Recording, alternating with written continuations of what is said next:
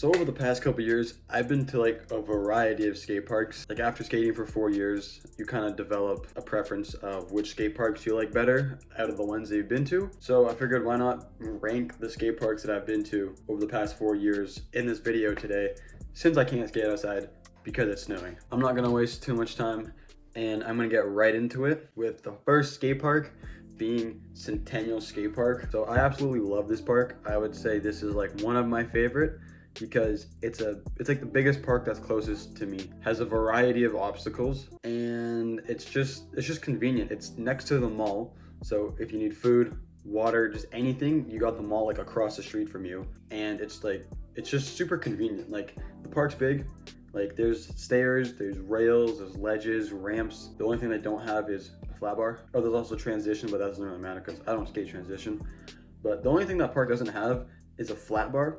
So I think if I were to deduct points from this park, that would probably be the only reason why. But overall, like I feel like Centennial is a good park. Like I said, it's convenient. 8.9 out of 10. The reason why it's not a 10 is because there's no flat bar. And although they do have a lot of stuff, they don't have for example, they don't have like a variety of stairs. Like the only stair set they have there is an 8 stair. Like they don't have like a 4 stair, then like maybe like a 6 stair, 7 stair. Like they just have an 8 stair, and that's like pretty intimidating. And then they have this like there's 3 flat 3, but that's a really long set. So if they had a variety of obstacles in terms of like stairs and all that stuff, I would honestly give this park a 10 out of 10. But since I don't, I'm gonna give it an 8.9. Next skate park being my local park and the park that raised me, Angus Glen Skate Park. So yes, I'm gonna be a little bit biased in this one because this, as I said, this skate park is a skate park that like raised me to be the skater I am today. Like that was the first skate park I stepped foot in, where I learned all my first grinds, learned how to drop in, learned how to roll down ramps, and just learned how to get comfortable on a skateboard. So in terms of the actual park itself, I'm not gonna lie, I'm gonna have to rate it like a 5 because it's so like condensed, and it's like, I don't know, it's like it revolves around a basketball court. So it's like you always get basketballs flying into the skate park from people who can't shoot properly on the nets, and that's pretty annoying to deal with because you have to stop if there's like a ball coming in your way. Besides that, the park doesn't have much variety. Like it has ledges and ramps and a quarter pipe, and that's pretty much it. But that park does allow for you to get creative. Like I skate this drop all the time. I have little ways that I skate the ramps because I'm so used to going there. So I kind of develop like little, what's the word? Like little obstacles that aren't really what they're meant for. Like I said, the drop is just a really tall ledge that I do drops off of. So stuff like that allows for more creativity. But yeah, like besides the fact that the park's like really small and doesn't have a lot of variety, it holds a special place in my heart because, like I said, I've been going there since like, honestly, like probably 2020 or 2019, I want to say. I think 2020. So that park does hold a special place in my heart. That's why I'm gonna have to give it a solid 7 out of 10 because it is low, yes, but actually, you know what? I'm gonna give it a 7.4 because it holds a special place in my heart. Like I said 20 times. All right, next up, we got the Newmarket Outdoor Skate Park. This park is absolutely fire. Like, I honestly might like this a little more than Centennial because there's so much more variety. You have flat bars, you have stairs, you have ledges, ramps, transition, like everything. And it's like right beside a community center. So you use the bathroom, community center. You need to fill up your water bottle, community center. You absolutely roll your ankle trying to kick a little quarter pipe and you need to rest, community center. Like, it's a good park. I'll put some pictures up on the screen. Like, there's so much variety and just flow. Like, it kind of loops. Like, you go down one way, come the other way. It's like just a good park. This park has variety, good stairs, good ledges, good rails.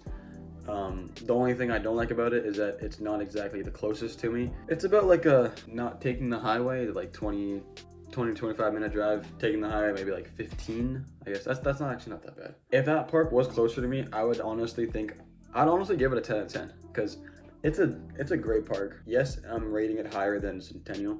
The park is just so perfect, like has everything you could possibly need. So far, this is the only 10 out of 10 on this list as of now. Next up, we got Lake Wilcox Skate Park. This skate park, despite being kind of small, seems to be really popular in like the skate community because Sanctioned Skate Shop, they do a bunch of events. Like I've been to like 3 of them. They do a bunch of events there. Like they had like 3 or 4, I think. They're called Roll Call, and I've been to like 3 of them. They're pretty fun. Although that park is fun. It's the type of park where it gets boring after like a little bit, especially because I'm not the most diverse skater. Like I can't skate a lot of things. So for me personally, it gets a little boring after a little while. But I mean, other than that, this park has a 4 stair, they have a 6 stair, they have some good, like they have a Euro gap, good banks, transition, ledges, flat bars, A-frames, a little fun box in the middle, that's pretty nice, pump track, and they have a bowl, which is nice if you skate transition, but I don't. And yeah, this park has lights. This park, and one other park has lights. So this park, the fact this park has lights gets another plus. It gets another point. My final point and rating for Lake Wilcox Skate Park is gonna be an 8 out of 10. Next up, Cornell Skate Park. This skate park is absolutely tiny. It's the smallest one on this list. Although small, it is pretty fun.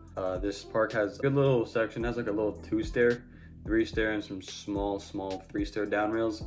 But my favorite part about this park is the flat bar. Not a lot of parks in my areas have flat bars, so once you find a park that has one, it's pretty nice to skate because I don't get the chance to skate it that often. That's why I'm so bad at skating flat bars, because I don't have access to one. Yeah, honestly, like I've filmed a couple of videos at this park before. They're never long sessions, they're like an hour max. But I would rate this out of 10. This park is nice. For the size of the park, it's good. So I think I'm gonna give it like probably like a 7.5 out of 10. Or 7, no, I'm being generous. I'll give it a 7.3 out of 10 because this park has a flat bar and that's a big plus for me. Next, another small skate park, Doncaster Skate Park. This park is nice. Actually, okay, the one time I went there, I've been there 2 times. First time I went there, I was like so bad at skating. I skated down the ramps, that was it. Second time I went there, I actually filmed a video there and I bruised my ankle so bad, or my shin so bad, it was like the biggest bump ever. So not exactly the best experience there. And when I did go, it was pretty windy and it was just me at the park, so that was pretty boring. But despite that, that park does have a flat bar, which is pretty fun, and it has really nice ledges. And then it has a centerpiece, which is fun to skate around on for a little bit, but like after half an hour of skating it, you get bored of it. It's really just the flat bars and 2 ledges on the side that keep that park going. And they have a pretty mellow transition, which is good for me because if I do decide to skate transition, I like some mellow transition.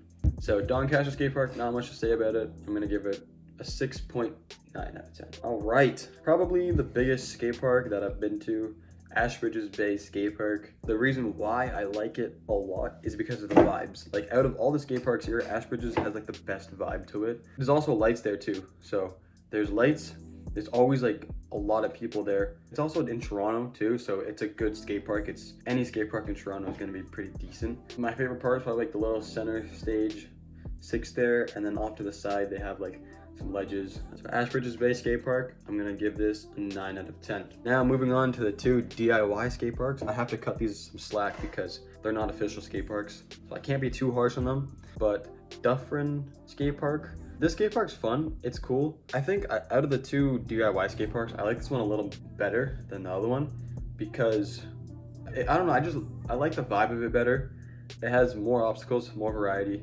It's close to Dufferin Mall. Like it's just across the street from Dufferin Mall. So like I said, if you're hungry, you need a break from the sun or whatever, go over to Dufferin Mall. And it's really close to the subway. Like you get off the subway at Dufferin, you skate down the street, make a left, and you're there. So it's really easy. If you get bored of that park, you can either go over to like Christie Pitt Skate Park, which is actually, I forgot to add that on the list. You can go over to Christie Pitt Skate Park, or just, I don't know, it's just more convenient to travel downtown. Although there is a lot of homeless people around that area and sketchy people, so that kind of ruins the vibe. But for DIY skate park, I'll give it like a 7 out of 10. Moving on to Dunbat Skate Park. This is probably like my least favorite park out of the 3 DIYs, mainly because there's not a lot of obstacles there, not a lot of variety. And the one time I did go there, like it wasn't a crazy sesh. I went with the homie Justin and Sebastian. It wasn't a crazy sesh. It was kind of just like it was more so like I don't know, like a mid park. There's like a really long flat bar, a box, like a pyramid hip thing. But yeah, other than that, like there's not really much variety there. So that's why I wouldn't say it's like my favorite park. I'm probably gonna give this park like I'm gonna be honest, 5 out of 10.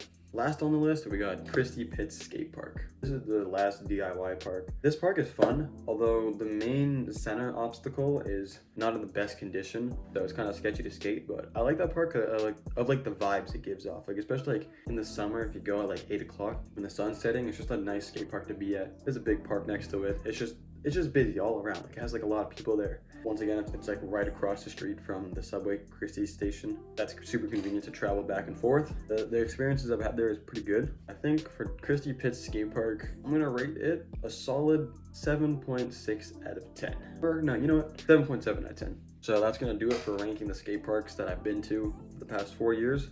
That's pretty much does it for the most part. I want to apologize because I was gonna film reacting to your guys' Skate Slams video, but for some reason the editing is being really weird. Like I can't edit it. It like freezes up whenever I try to edit it. For now, hope you guys enjoyed this video. Make sure to like, subscribe, check out the main channel, and I'll see you guys in the next one.